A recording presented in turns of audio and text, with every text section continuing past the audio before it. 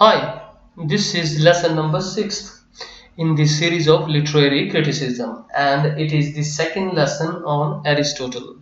In the previous lesson, what we studied about Aristotle, his life, and then the structure of Poetics, his masterpiece, Poetics.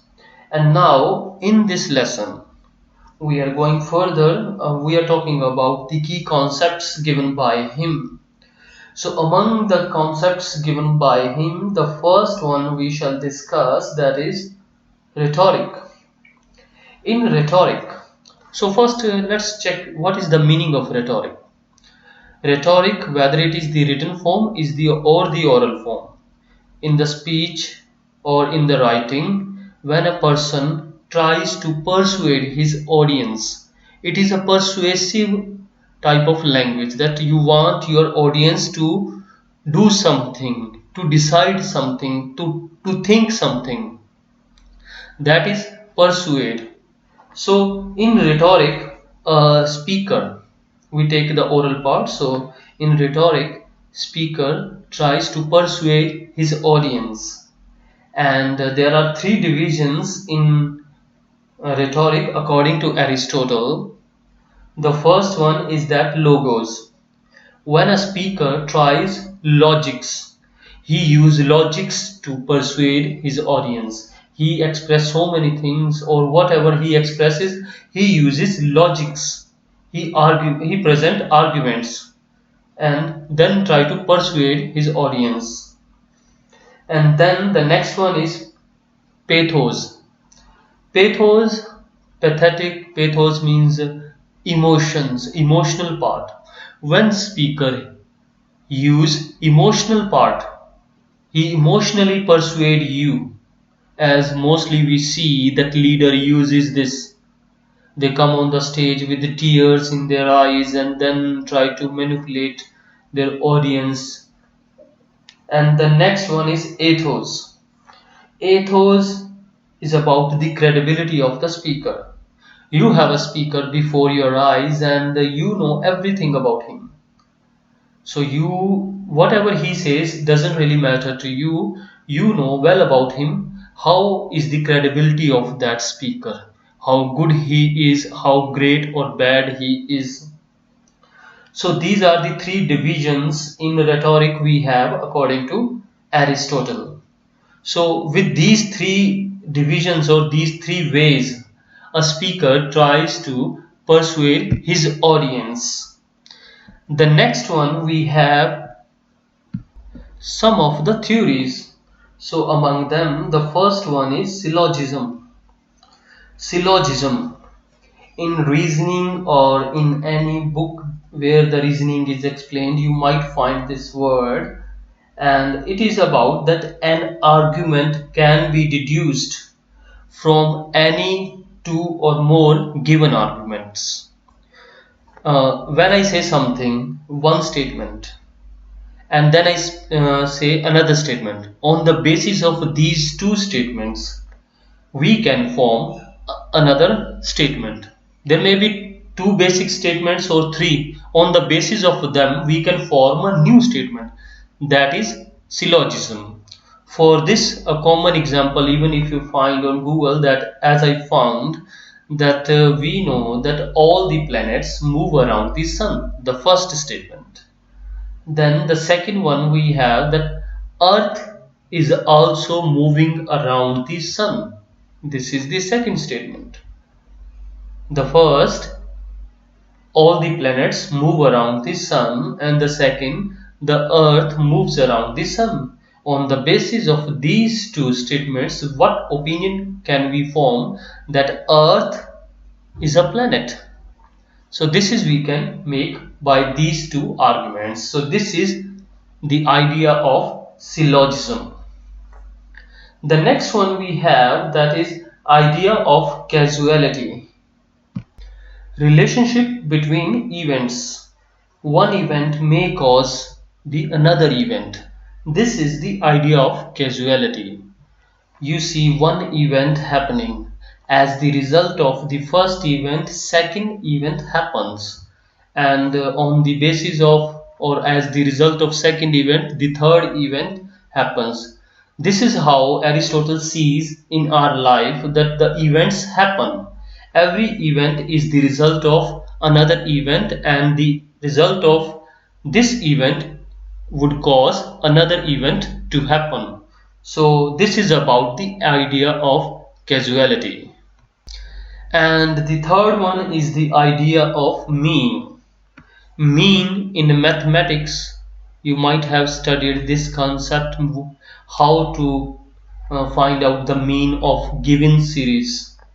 So this is also something like that, or maybe the same concept what we use in mathematics is driven from this one, that the idea that is between two extremes to be moderate.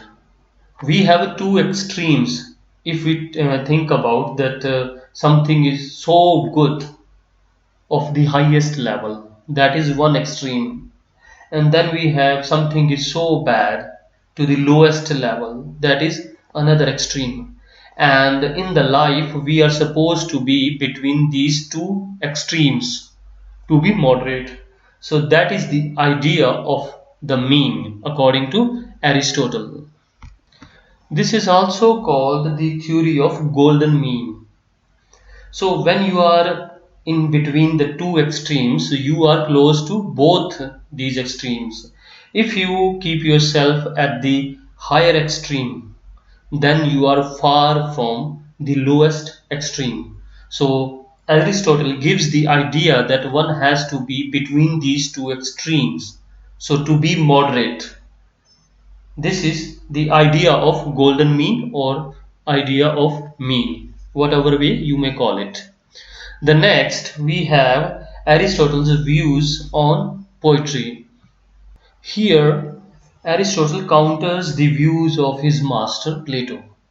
What Plato had said, that poetry is mere imitation.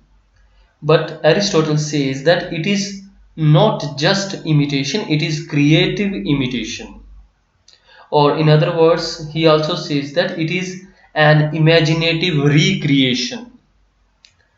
So poetry, he takes that when you have one idea, like you have a picture before you, a scenery, you are writing a poem on it, and then you are not just literally saying that there is a flower, there is something, you are producing something new. You are not just literally explaining the picture, you are presenting your ideas in a new way. That is recreation, imaginative recreation, and it is based on rhythm and music. So poetry can't be expressed or poetry can't be imagined without rhythm and music. Rhythm and music has to be there, and it is called as creative imitation or imaginative recreation. And then he further says that art or poetry, it is quite natural to us. Everything we learn right from childhood, you see a child is learning the things. How he learns? He learns the things by observing others and then imitating. He applies whatever the others do, he tries to do the same thing. So whatever a child learns, he learns by imitating. So whenever you see that a child is learning by imitating, you can't put him wrong, that he is doing wrong, he is imitating is wrong. No way. Aristotle says that whatever we learn by imitating. So imitation can't be a wrong thing. Further, he says that art is an intellectual affair. It is based on passions and emotions. With passions and emotions, our senses develops. So all the way he just contradicts the ideas of his master, that poetry is a good thing, it is not bad, and it is quite, you can say, it is much integral part of human life, because in the life, throughout we life, we just learn the things by imitating, copying. So poetry is also of the same kind of thing, it is not much different to it. So He just defends that art or poetry should be there, but there has to be some morality with it. He says that art provides us or gives us morality, so we must remain to the morality. So goodness has to be there. Then he compares poetry with history. He says that we need poetry as a human being, we need poetry first. So according to him, poetry is a superior thing.